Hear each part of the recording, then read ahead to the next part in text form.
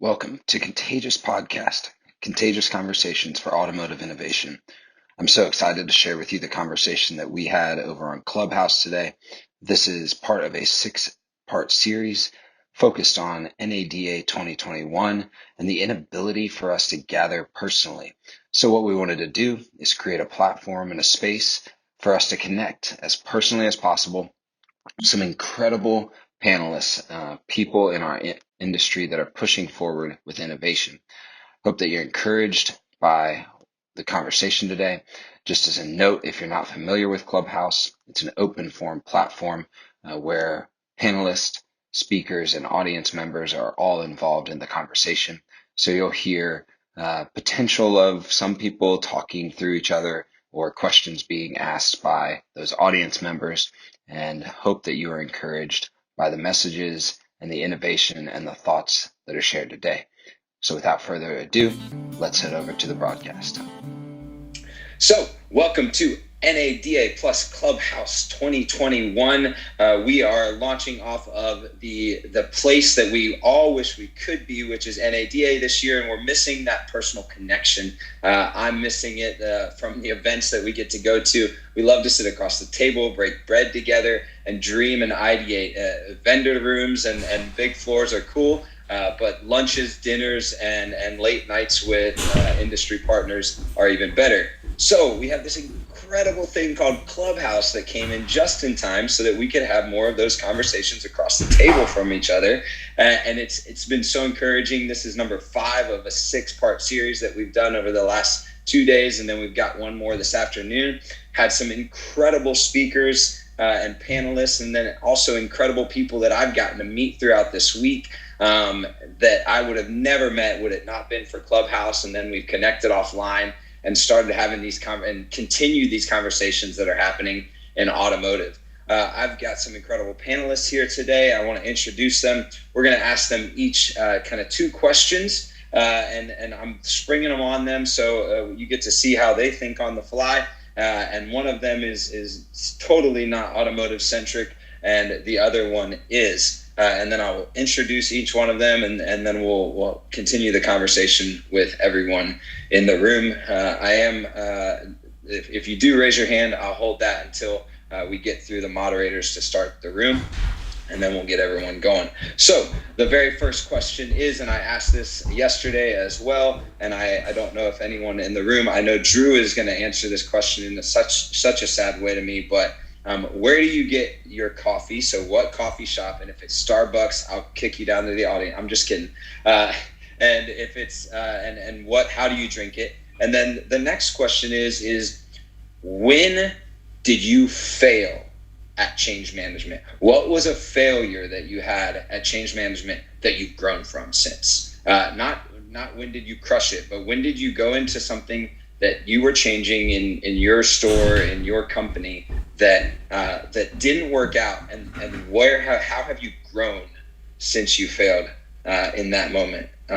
So the first moderator that we have today is Frank Lopes. Frank is the author of the 7-Minute Setup and host of Live with Lopes. I've really gotten to know him through Clubhouse and really been encouraged by a lot of the stuff that he's putting out. And his energy, especially. We named this Wake Up Sleepyheads, and I'm really glad he's number 1 on here because I know that Frank is going to bring the energy. Frank, take it away.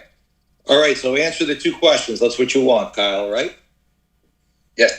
Okay, so first question, where do you get your coffee? So because I'm on the road a lot, I get my coffee from a lot of different places, but I am a coffee snob. I'll admit it, and I could definitely use some therapy. My coffee right now, I'm drinking a cup that I got from Dunkin' on my way home from the barbershop. I had some leftovers, so I brought it with me.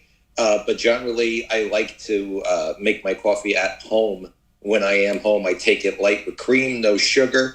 And I think the main thing when it comes to change management, where I failed on change, is basically the fact that I'd have to say about 10 years ago, when I knew that I had to change a lot of the processes and stuff in my own life, and I was not using my own process. I was not using the process that I knew was going to that was going to help me to grow and help me to get out of the mess that I was in when I failed myself by not using my own process and not going to my own process. That is when, and that's my biggest failure of change.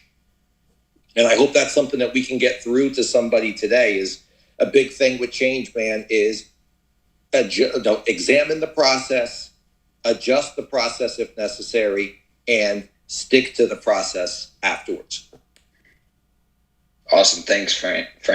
I'm going to move to Nathanael, and Nathanael is the Chief Digital Branding Leader, and I love he got to create his title for himself in his store with the Mohawk Group, and is on a mission to have the highest organic and engaged dealer social media platforms. And I think he's doing it so well. He's a content creator, a marketer at heart, and also is crushing it with 75 Hard. And my cap goes off to you as well.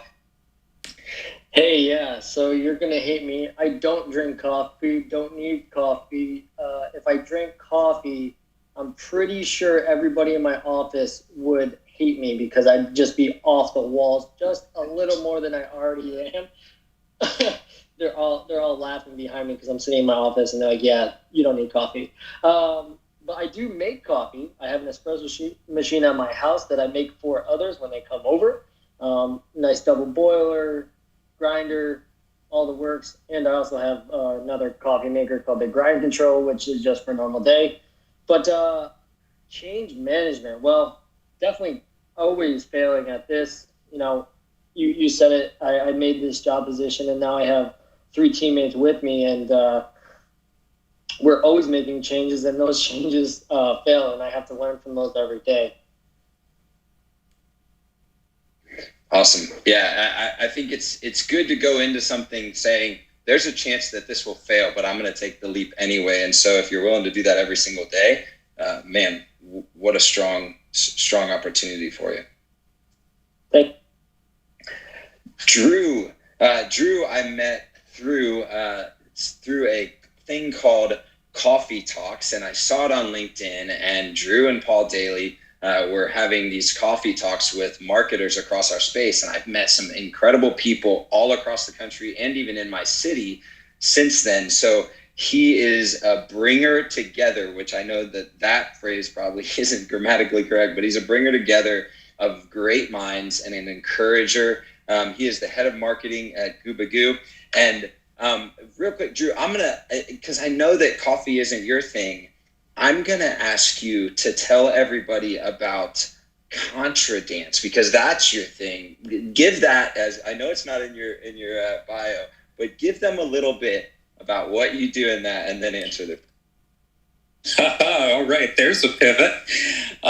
Sure, yeah, I'm one of the things I do when I'm not looking after marketing at Goobagoo is I'm a Contra Dance caller. So for those that aren't familiar with Contra Dance, it's a form of social dance similar to square dance, but a little bit more elegant, more swinging, and it's always led by fiddle music, so East Coast Canadian, Quebecois, and American bluegrass music, the kind of music that just makes you grin ear to ear. So it's been very interesting because obviously social dance is not something we can do right now.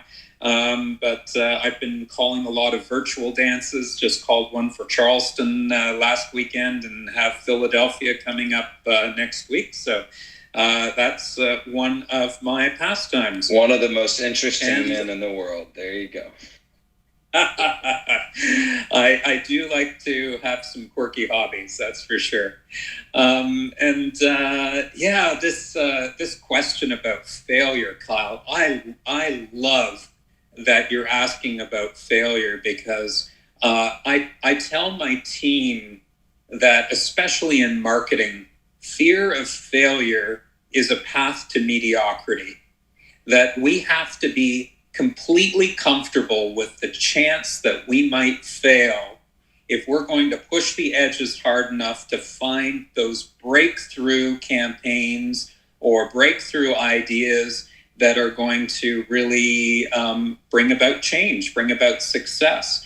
So to me, it's so important for us to create a culture in our departments, in our organizations, where failure is not reprimanded, that failure is embraced. We learn from it. It's important, not that we don't repeat our failures, but we take those learnings and we move on, and we're daring and we're brave.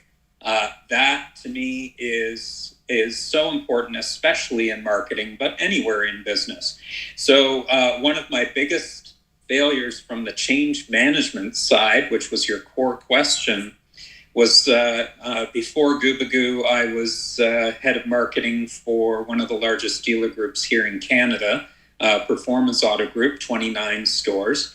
And we decided to disrupt ourselves, and we launched the first Carvana of Canada. And it was a flop. We put a lot of effort into the technology. We had great branding. We went out to market with it, and the education curve at that time, now we're talking, I guess it's going on 5, 6, maybe even 7 years ago now that we launched. The market just wasn't ready, and the education curve was large, and so the whole process that we went through as an organization to introduce this change, buy-in really wasn't as authentic as we thought, and that's one thing that would be great to chat about when we're talking about change management. So that's probably my biggest and favorite failure, because boy, did I learn a lot from that. Awesome. Thanks for sharing that, Drew. That's really interesting. One thing I didn't know about you, and I'd love to chat about that more. Our next panelist and moderator today is Duran Cage, and I just met Duran just a few weeks ago. He is the CEO of Cage Automotive, does a lot of branding, consulting, everything from throughout the dealership, and is when I hear him talk, and when I hear him here on Clubhouse or on LinkedIn, I see that he has a massive passion for culture, and I think that's going to come out today as we talk about change management. So I am excited to have you as a panelist, Duran. Awesome. Well, Kyle, first off, thank you so much for letting me come in. And Drew, after this, I'd like to talk to you more about this dancing, because I need to do something different. So that sounds pretty cool. So let's, with coffee, for me, I'm actually not a big coffee person either. So I'm more of a green juice guy. So I drink greens in the morning. I try to flip the system. But when I do drink coffee, I will, I'll go to there's a local place called Crave where I live. And I don't know if that's a big chain or not. And then sometimes I do a Starbucks, but I'm not really a big coffee guy. But when I do, typically it's just something just straight black coffee. So sorry about that. I couldn't bring the fire with the coffee. And then in terms of, failure when it comes to change management. So it's funny because Kyle, you just talked about, I'm passionate about culture, which is right. Culture, branding, organization. And the biggest wins that I've had have been from the losses that I've experienced. And so one that really came to mind as soon as you asked that question was it was back when I was running the store, and it was probably about 2012, and we wanted to switch to one price. We're going to go one price. We went from a store that was just slanging and big negotiations to, hey, we're going to go one price. And what we didn't do is we didn't do exactly what I'm passionate about, is we never actually changed the culture. So we trained them. We got the workbooks together. We did everything. We got the pay plans going. Can you hear me? You're there, man. Okay. Sorry. Okay, my AirPod just died. Let me put the other one in. Sorry about that. Okay, can you guys hear me now? Perfect. So I was on fire and it just cooled down, but let's turn the heat back up. So we did everything but make sure that we had the right culture in place. So the language wasn't even there to connect the dots with a one price store that just came from a store that was just, slashing prices left and right. And so going back to that, one of the biggest things that I would have changed in terms of culture is like every organization, and so our dealership has these internal leaders. So you have salespeople that are like some of your biggest advocates. Like they're the people that are talking when the leaders aren't talking. So when the managers aren't in the room, your leaders within your organization are really the ones that kind of control the temperature. And since we really didn't get their buy-in at the beginning, we really didn't dig into this pay plan, the comp structure. We really didn't dig into the marketing with them. They kind of felt like they just got left out. So the decision was made from the top. So it was me, the owner, and a couple people. This is what we're going to do. We rolled this joker on out, and next thing you know, within 90 days, I lost 70% of my sales staff. I mean, it was horrible. I wanted to quit. I wanted to run. It's just we did not take the right steps. But I think that one of the biggest pieces is we didn't have the culture that was to match a one-price store, and two, we never really got ground level.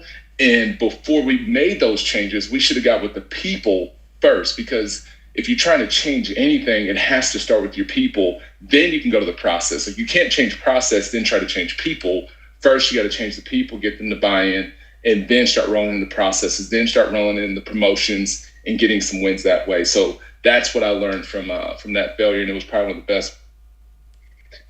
Man, thanks for sharing that. That's encouraging to me as a one price single point of contact dealer that, man, we've had failures along the way and we've learned from it and are still learning. So excited to talk more about that. The next guy on stage, and I really appreciate you for coming up and being willing to be a part of this. This is Glenn Lundy. If you don't know Glenn, if we're talking about wake up sleepyheads, this guy knows how to wake up. He is the host of Breakfast with Champions and Rise and Grind. And I think this morning, you can correct me if I'm wrong, was number 807, is either 806 or 807 episodes of this morning show. It's absolutely incredible way to wake up. And Drew was talking about dancing, and I love the very first thing we get to do in the morning is get our dancing shoes on with Glenn. So if you don't know Glenn, you're about to get to know him. Glenn, welcome to the stage. Yeah. There it is. Come on. Wake up. Wake up, baby. What up, guys? What up, man? I appreciate an opportunity to share the stage with you. This is awesome, man. Appreciate you sharing the space and time with me. Awesome. Glenn doesn't need... Glenn doesn't need... Yeah. I don't drink coffee, man. I don't drink any caffeine. It's crazy, though. I've never drank caffeine. Like, that's never been a thing for me. Like, ever. Even like soda, I drink clear soda or flavored sodas, but I don't drink like Coke or Dr. Pepper or any. I'm weird, man. I'm just never been a caffeine dude. No, that works. Could you share with us maybe a failure that you've had in the past that you've learned from, that you've grown from, that's given you the opportunity to be better?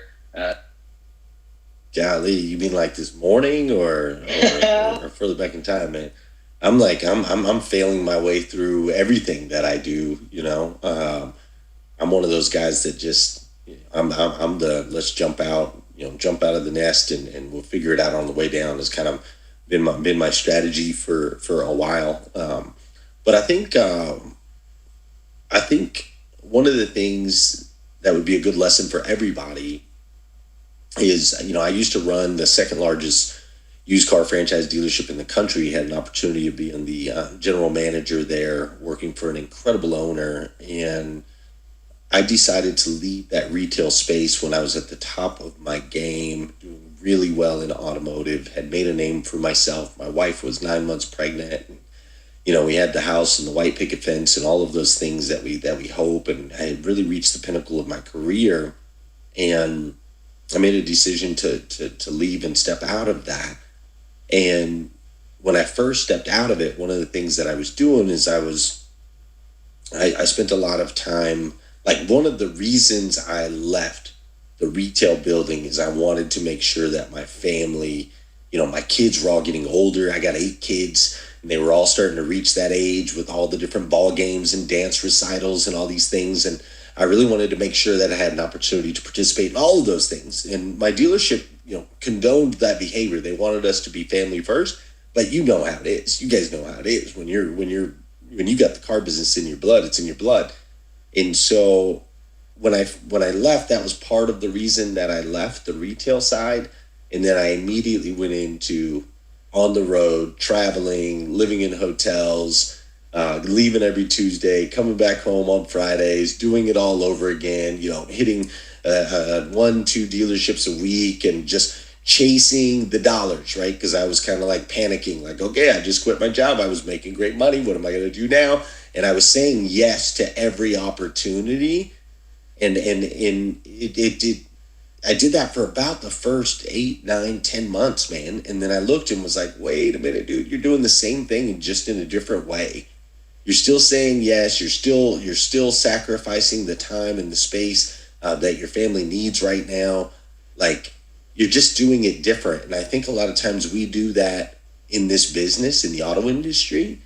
I think like we'll change maybe what the vehicle looks like, but it's still the same engine that's driving it, right?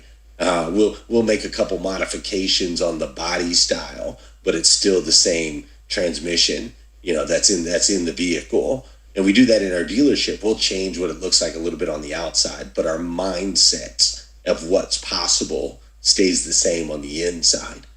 And so my biggest lesson from that was like, whoa, get really, really clear. Where do you want to go? Why do you want to go there? When do you need to get there? Who do you need to take with you, right? It's the who, what, why, where philosophy, who, what, why, where, and when. And then from there, you can figure out the how. But most dealerships are so focused on how they're going to do things, and they don't understand where they're going. And it ends up just looking different on the surface, but getting the same results in the end. So that's been the biggest lesson for me, man, is don't just change the surface. Dig deep, figure out what you can do to really get where you want to go, and then do the hard things that it takes to make that happen. I hope that. Yeah, massive help. Asking those questions up front are crucial to success, because if you go into it with just guns a-blazing, it's either going to just burn you out, tire you out, or you're going to get to the end of it and everybody's going to be left in the dust because you didn't bring them along with you. It's so important to change with community, not by yourself. And I think that's a big part of the message that you were just sharing. Just so everyone knows in the room, you may have gotten the notification, just turn hand raising on. We want to bring people up. This is a conversation, not a monologue or a 6-person dialogue. So raise your hand, get a part of the conversation. We'll bring you up. If you have questions or comments to add to this change management conversation. And what I'm going to do is I'm going to ask just a question to get that going, and I'll sit back or whatever we need to do to get this room. But a lot of us came from this room where we were talking about the vendor-dealer relationship. And in that room, it was really interesting. There was a lot about, who do you go after first? Who from the vendor side, how do you get into the dealership? And what the dealers in the room were saying was, well, you got to get to me, but then I got to get all my people on board. And so I'd love to hear from a couple people on the panel when they've experienced or when you've experienced like heading into that change management. How did you begin the process? And Duran, you were so gracious at saying like, hey, we did it wrong the first time. But how do you begin the process of kind of saying, all right, this is what we're going to do. These are the practical steps to bring everyone into the room. And maybe Drew or Duran, it sounds like one of you all could take that question, but anyone on the panel, please.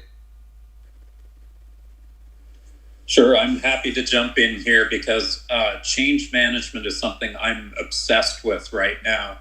Just finished reading a couple books on it because I think really change management is crucial for our industry. If we want to seize the future, then we need to think about what are the skills that it actually takes to effectively create change in our dealership. And I've said before, I said yesterday in our chat that soft skills have a branding problem.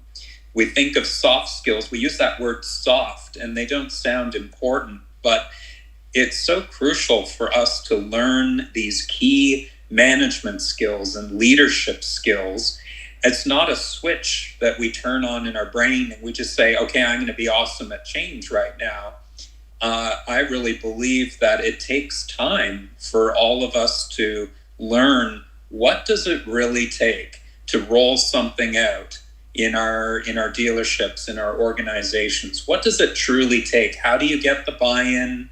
How do you roll out a communication plan, an incentive plan? How are you updating your incentives so you're incentivizing the behavior that you want to see? And so I'm a huge believer that all of us who are leaders in the room, if we want to be successful, we need to take the time to actually learn these skills so that we can be effective driving change. And those who do that, they're going to be the ones who really seize the future. When we implement technology, digital retailing is such a great example, and don't think about the change management and process management aspects of that rollout, it just becomes shelfware, right? It's really about how are we updating the way we're operating as a dealership. Yeah, so I actually feel like I'm a vendor sometimes coming in, and the thing is definitely going to be the culture. You have to, with the buy-in thing, I have found, since, for anyone who doesn't know, I help salespeople build their Facebook business pages, and we help create content for them as well as our dealership. And I'm so thankful that our dealer principals and our GMs are so on board with the digital content creation for our dealerships. But the buy-in is not always with the salespeople and the service people who we're trying to put out there in the community so the community can see their face. It takes a few people on the team to consistently keep creating content. This is just in my experience.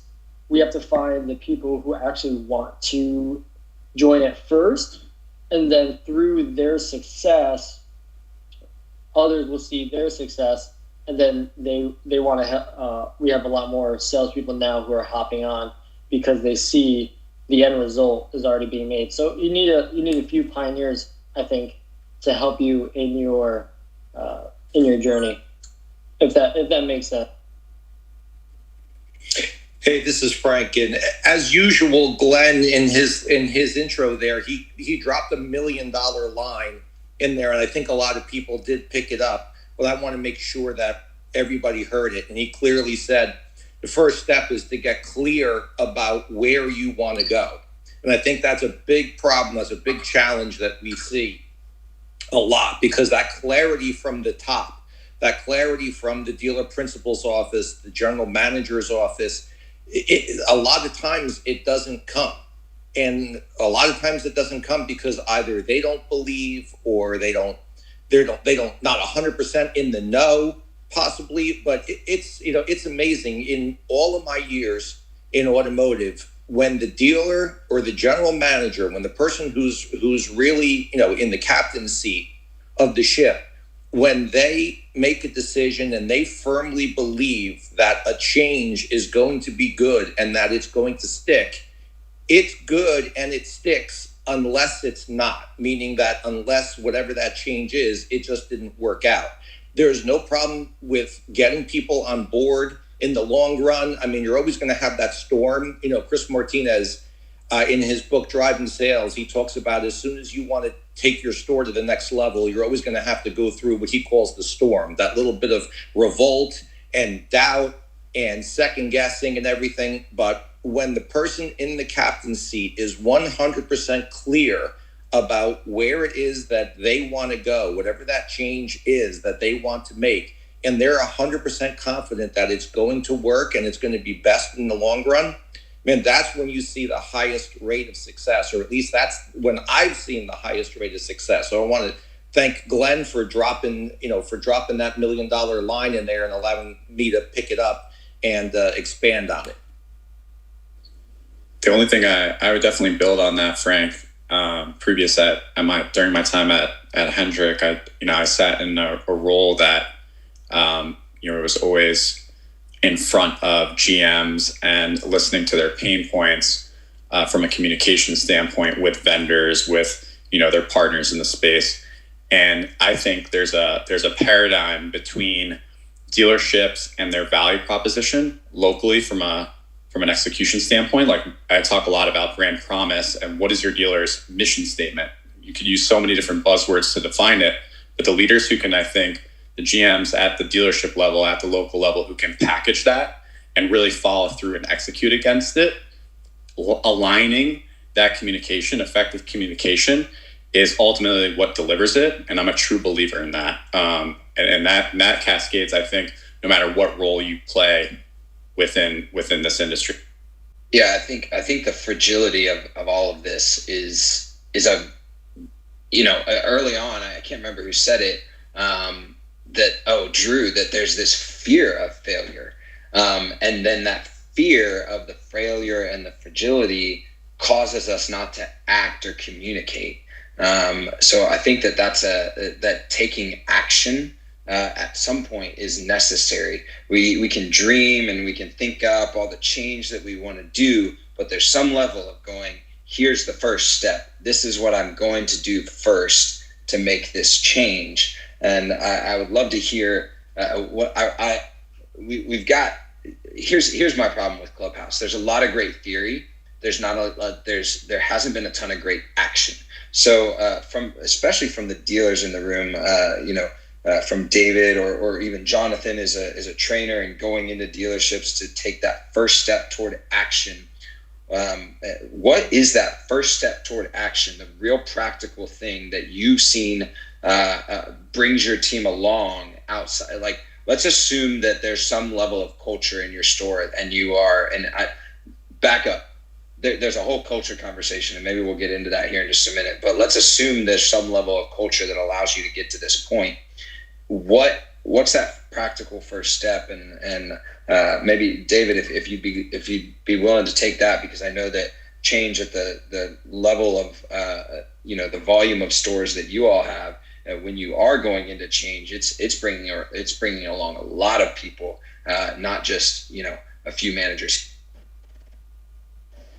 Sure, Kyle. Change was obviously a lot easier when I had one rooftop, and I'm sure a lot of people in the room understand what I'm saying. But I love this room. I loved hearing Glenn talk about clarity. Absolutely love and adore Frank and what he brought to the call. Kyle, you've put together a great lineup for sure. So here's where my head is. One, bandwidth, right? Oftentimes we over-innovate, meaning we got all these great initiatives, but we don't have enough bandwidth at each level to be able to actually execute. So that's the first thing. Do you have, or do I have, or does my company have the bandwidth, or is there too much change going on at that time? So that's my first question. If I check that box, yes, we have the bandwidth, then can I be completely sold? I mean, sold, like immovably sold. Like, this is it. I'm going to hook my boat to that anchor, and that is it. I mean, no matter how stormy it gets, which, by the way, any change, here's the way I see change. Is it super messy in the beginning? This is Robin Sharma, by the way. I'm stealing it. It's incredibly hard in the middle, but it's absolutely magnificent at the end if you hang in there. So one is the bandwidth. Two is, are you completely immovably sold that that's the direction you want to go because of the clarity you have around the outcome? And then the final piece is the over communication of the benefits through guided discovery. Like, I can't imagine. I think two things go on is we have the business we run, and then we have the business we think we run. And oftentimes the leaders are so far removed is they have this ideal idea of what their business is actually doing. When you actually roll up your sleeves and get in the trenches, it's not even remotely the same. So those are my thoughts on change, and it's super, super interesting. But if you don't have the bandwidth, if you're not completely clear and sold on what the change is, and then if you don't do guided discovery and over communicate the benefits, I think you set yourself up for it to be just one of those next great ideas that the GM brought back from NADA it's going to last for 3 weeks and you'll never hear about it again. So those are my final thoughts. It's good to see everybody on the stage. David, can you expand for us a little bit more what you mean by guided discovery? Because I think that that's a loaded term that maybe some people in the room might have. Sure. So it's really hard for me because I want to impose my will and just go in and say, gosh darn it, just have a look at this. Can't you see the benefits?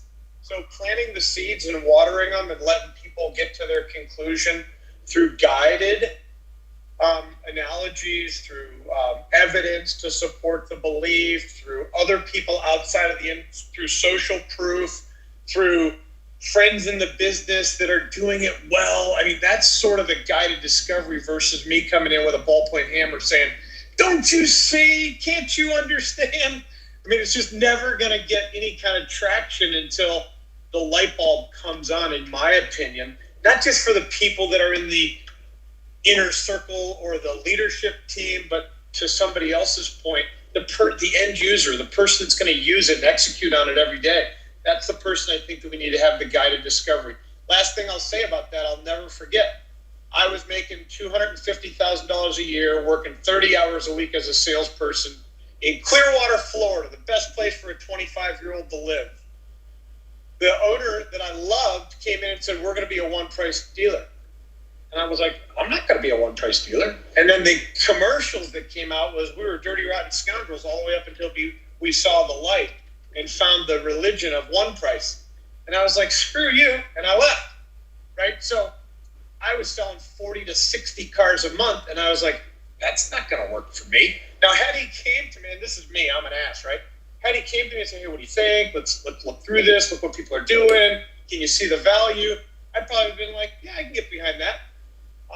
But I think that was a great lesson for me to know that I can't just impose my will and expect everyone.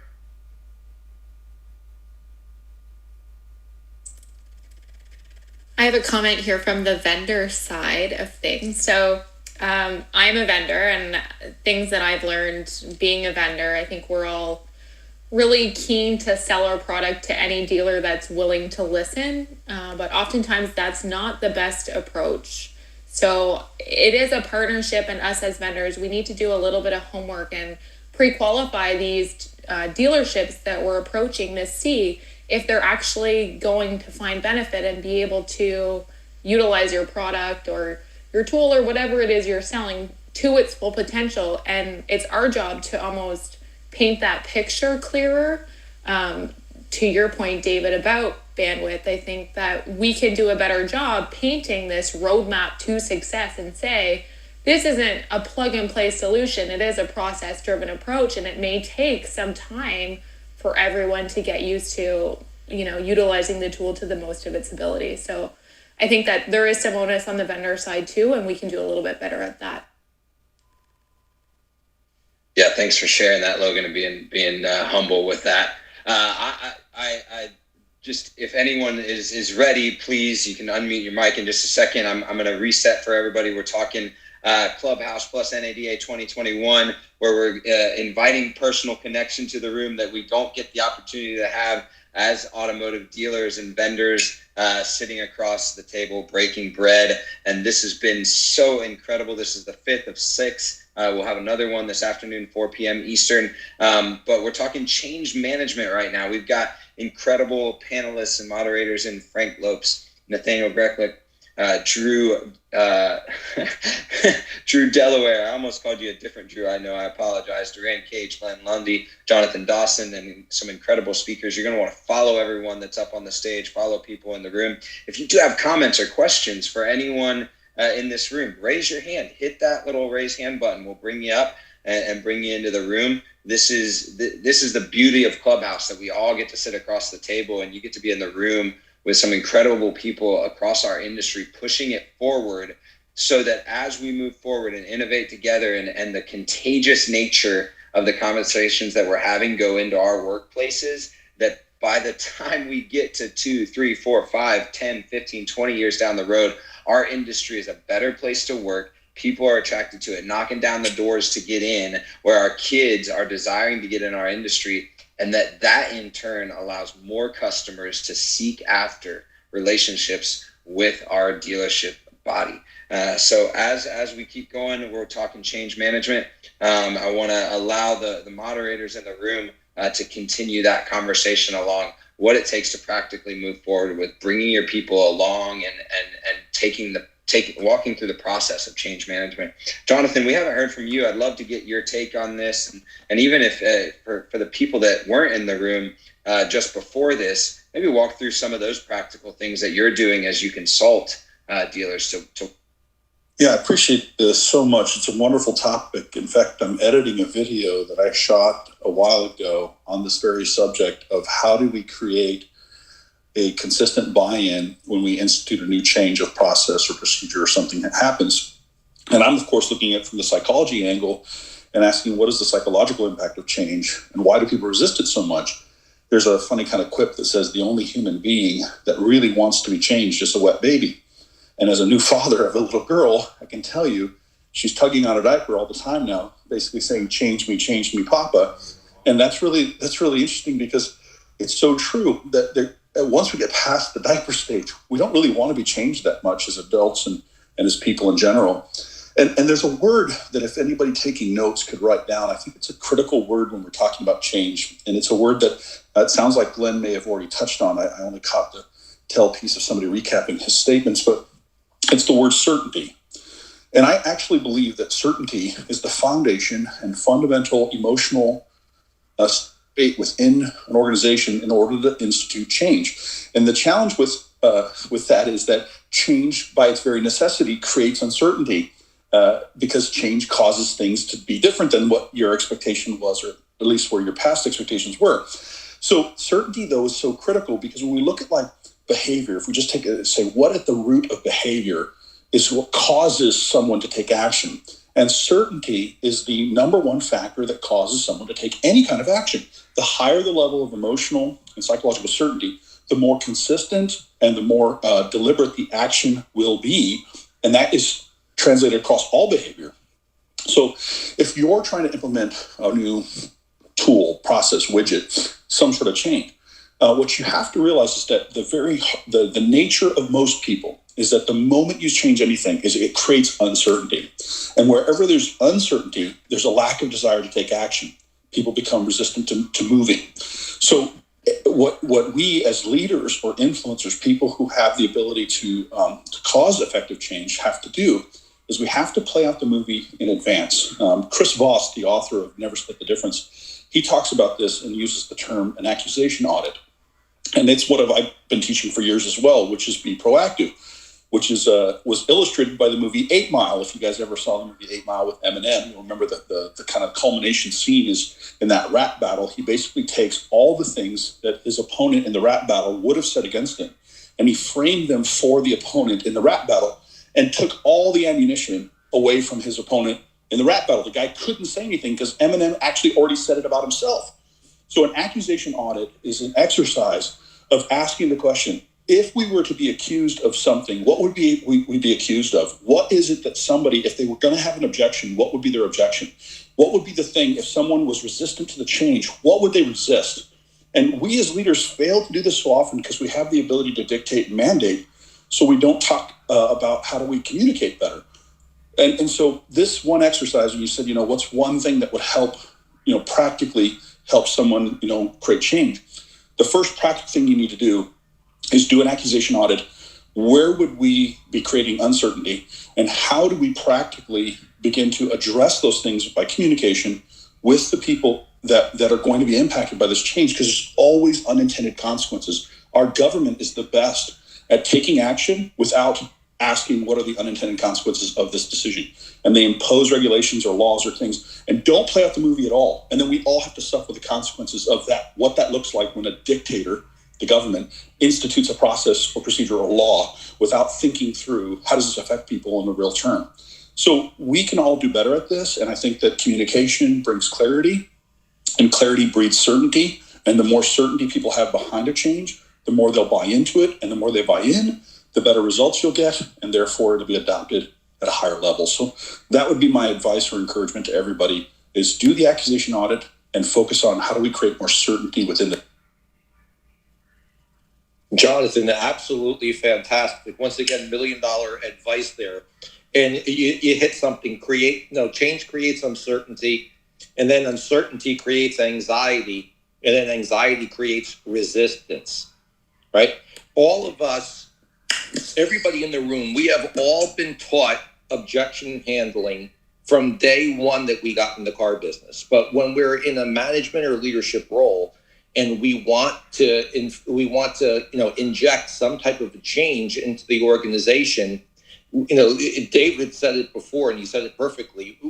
Most of the time we want to use, our objection handling is taking a hammer and just trying to smash everything that objection with what we want to go with, instead of us, using foresight, knowing that these objections and whatnot are going to come up, and anticipating them, creating a play for them ahead of time on how to handle them and how to get those objections out of the way and keep everybody on the track of progress.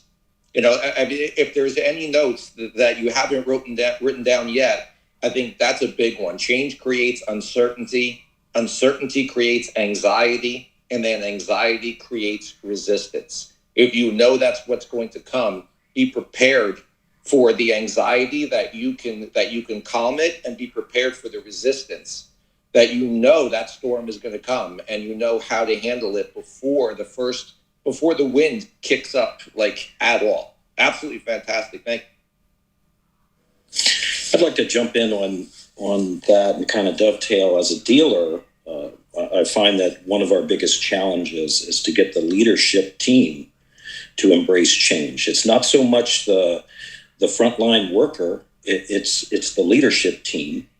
And if the dealer embraces change and can convince the leadership team to embrace change, it's easy to get the troops to embrace change. And that's our biggest challenge. I've spent a lot of time trying to convince our leadership team that change is good, because they view it as bad, and that the roadblocks that they think exist are really guideposts, and change can help us get to those guideposts of greatness and become the greatest dealer in our market. And I find that the troops are the easy ones. And so for whatever that's worth, that's kind of my mantra. Sam, where do you think that resistance from management, what do you think is the root cause of that? Do you think that it's, for example, maybe it's a fear of failure, that they'll be afraid that if they go along with the change and it doesn't work out, that they'll get blamed for it? Like, in your experience, where do you see that resistance actually come? It really depends on the person. You may have a person who is very comfortable and really doesn't want to put out the extra effort required with the change, or the fear of having to deal with maybe some workers that may not understand the change.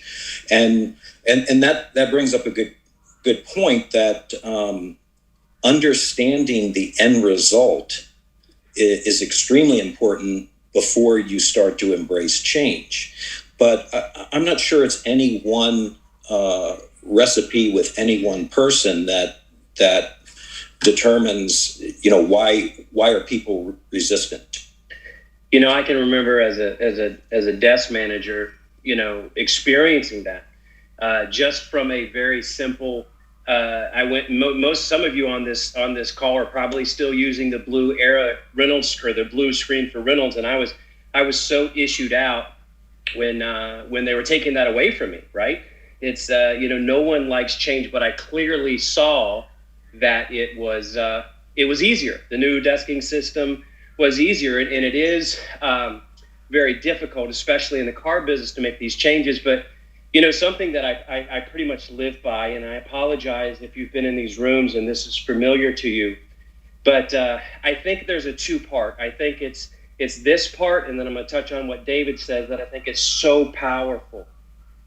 And that is, first of all, forget about everything else. But in life, in general, your direction, I heard this is not original, 7 or 8 years ago, and it changed my life. Your direction determines your destination. We are where we are financially, spiritually. We are with our relationships. We are in our dealerships right now selling the amount of cars because of decisions made months, if not years ago. It is moving. No matter how hard I try, I can go out in my garage. I can put in my sunscreen. I can put in my swim shorts. I can put on my sunglasses. But I go out and I pull onto 75 North. I'm never getting to Florida. First, the leader has to cast a vision on where they want to go, and then buy in and involve his key people and his team members, his leadership on why, and make them a part. Very clear example of that. Look at this past year's NFL season. Look what Tom Brady did to the Buccaneers. More importantly, look what the coach of the Cleveland Browns did to the exact same team. Leadership. This is our vision. And then unfortunately, look what happened with the Houston Texans. One of the greatest and best quarterbacks in the NFL is now wanting out of there because of the dysfunction. And then on all of that, it's not leadership alone and casting down the gauntlet. I went to a 20 group. I was a sales manager, part of some of those that the general manager, the owner came in and said, this is the way we're going to do things. That last 3 weeks and then it's done. It's all in the delivery of the vision and the direction that you want to take, like David Long. David has one of the most passionate leaders, and I have become a fan very quickly. You've got to undergird the passion for your direction with love for your people and allowing them, because I've seen the love that his people has for him, because there's no ego there. There's confidence. There's not conceit. So I think it's two-pronged. I think, number one, you have to first, before you go on any trip, we've got to figure out where we're going. Once we figure out that, you get your key people on, we believe, we jump on board, and then we make sure with humility we cast the vision in such a way that our people want to go with us. I want to key in on a little bit of what you said there. We are in the people business. We're not in the car sales business. We're in the people business. The car sales is a result of the people that we get to serve and enhance and grow and give the opportunity to far exceed their own expectations.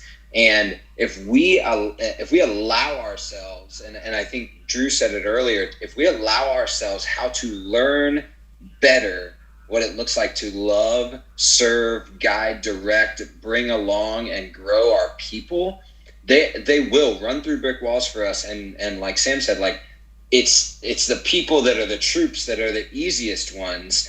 But the reason probably, I'm guessing, in Sam's stores why they're the easiest ones is because they look at him and see him being willing to grow and dig into them and ask them about their weekend, their family, their everything that's going on in life, so that the culture is driven first by the people, not by the deal or not by the process that you want to change, but that your process is driven by your desire to change people.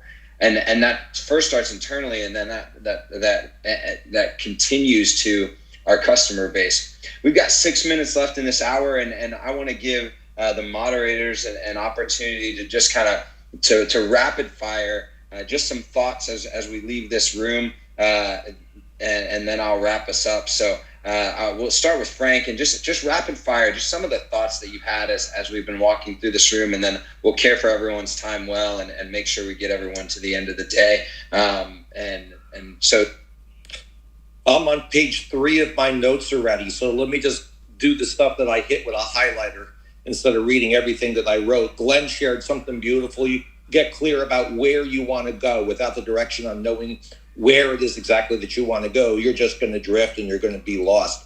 David shared from there, is the leader completely in? How important is it for the person who is in charge to be completely in on the idea?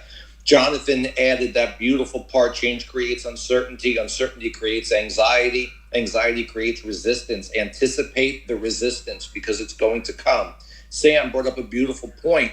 Why is the management staff resistant to the change? If you can figure that out, you can probably get around a huge obstacle that's in your way of actually making the change happen. And Tim, I've heard Tim say it, he already left the room, but, oh no, he's still here, I'm sorry. I've heard Tim say it a million times before, and the reason he says it is because it's true. Your direction determines your destination. Once again, if you don't know where you're going, you're just going to drift. All the points tie in together beautifully in the whole point of get 100% clear about where it is that you want to go as the leader, where it is that you want to go so that you don't drift, so that a little bit of wind or a storm doesn't blow you off course. I think it was a fantastic room today. Absolutely fantastic, and I was blessed and honored to be a part. Yeah, Nathaniel. Well, Frank took all my notes, and the biggest thing that really stuck out to me was the certainty brings anxiety, brings resistance, and then making sure you have that clear goal. I think that's whenever I sit down with any of the salespeople, like the clear goal is to make sure that we're going to build their organic engagement by the content that we create for the people that they sell cars to. We want to, the clear goal is to make sure that they create content that their people want to see. And man, I don't even know how to top what Frank said, because I mean, that's exactly what I wrote down, and that's the only experience that I had. Awesome. Drew. Well, thanks for this great conversation. It's really enriching to hear everybody's perspectives and all the shares, the wisdom. It really stands out for me that this concept of change is something that we need to be talking about and understanding better.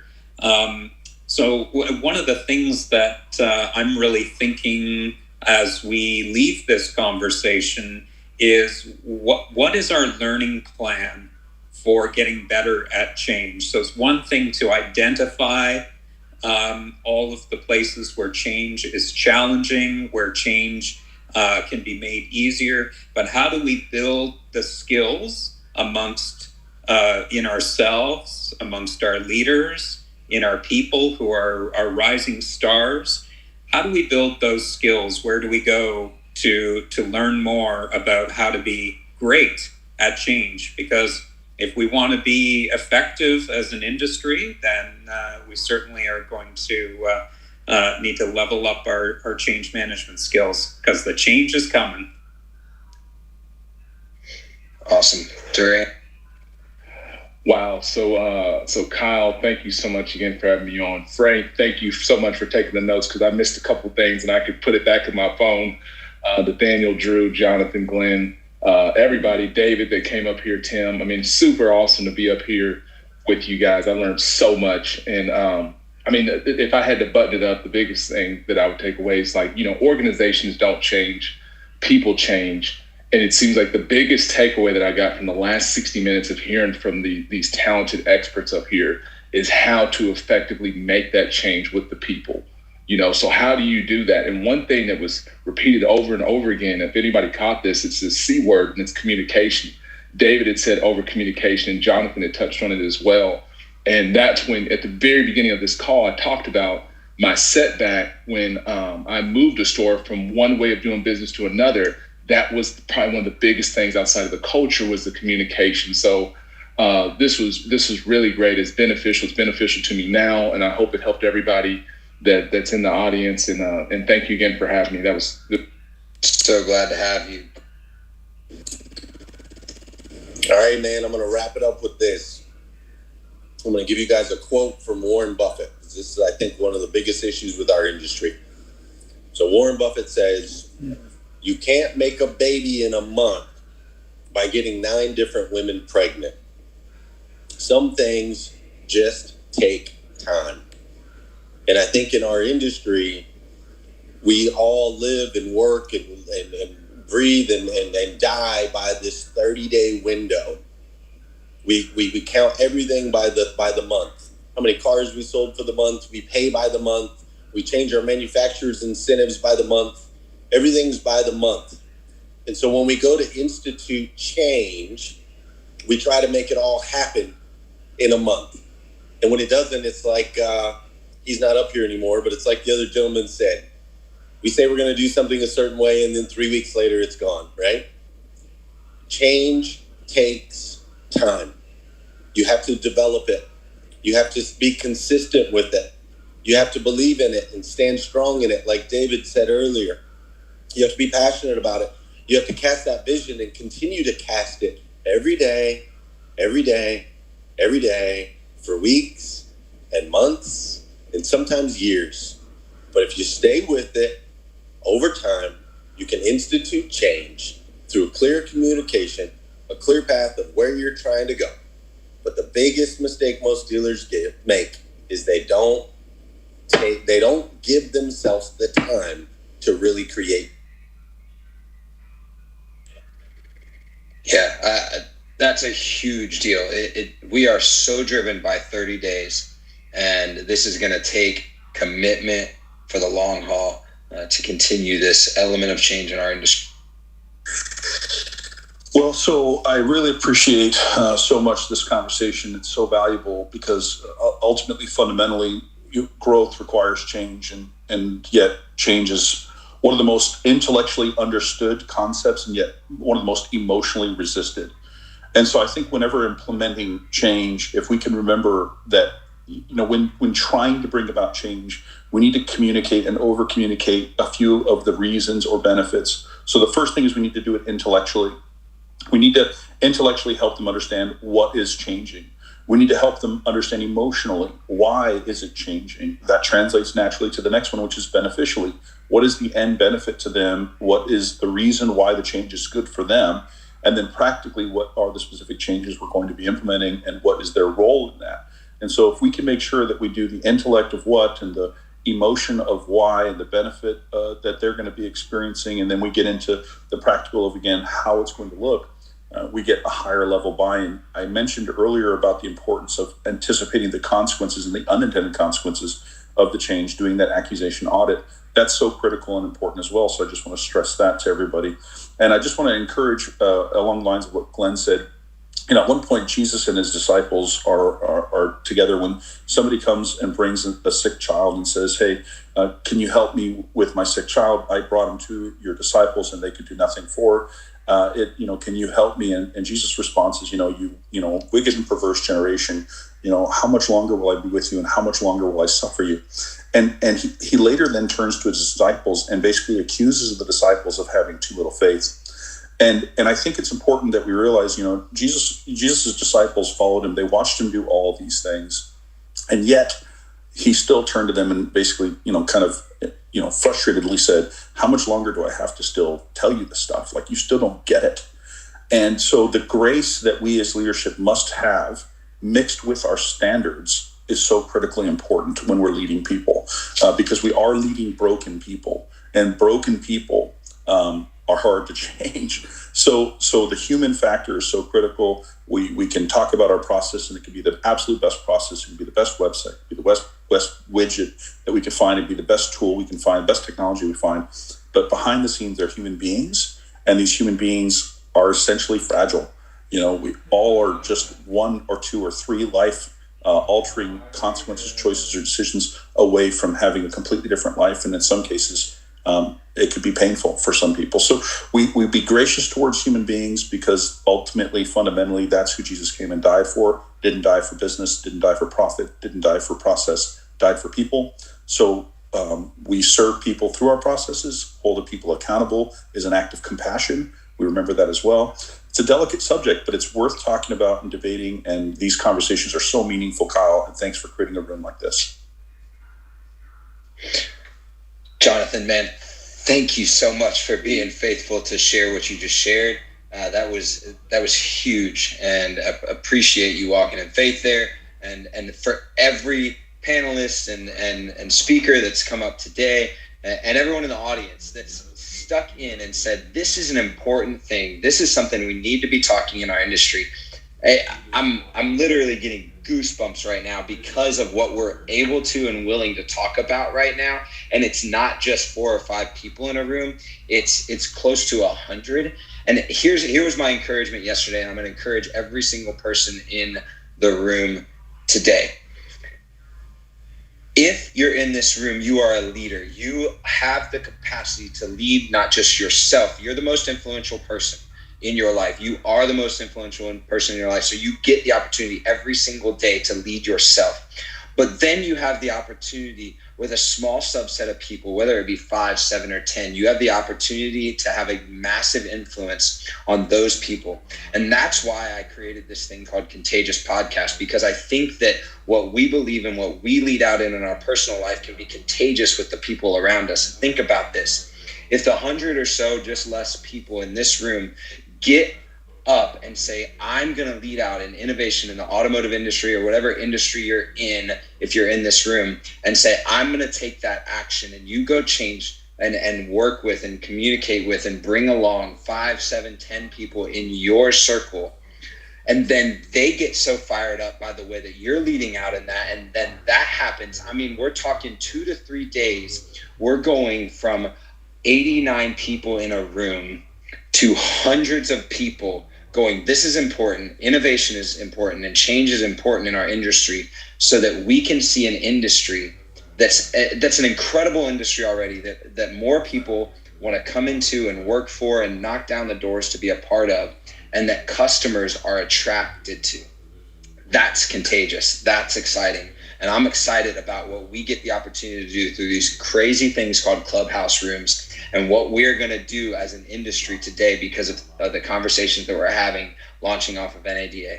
Again, my name is Kyle Mountsier. I'm the host of Contagious Podcast and Marketing and Business Development Director at Nelson Auto Group. This will be available via recording on Contagious Podcast by tomorrow. If you have friends or anyone that wants to hear this, or you want to listen back and take notes, because there were a ton of notes to be had, I couldn't type fast enough myself, please do that.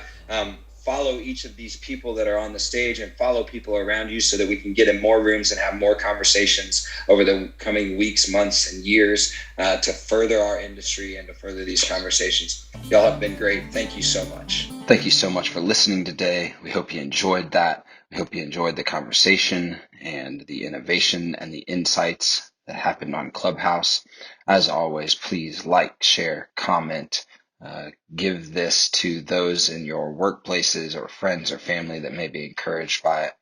And what we need from you is for you to be a part of this conversation, to have this conversation with more people and not less. We need more voices and not less in our industry pushing forward toward innovation, and that includes you.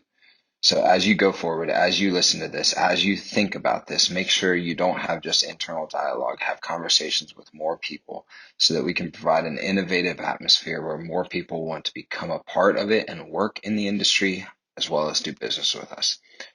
Thanks for listening to Contagious Podcast.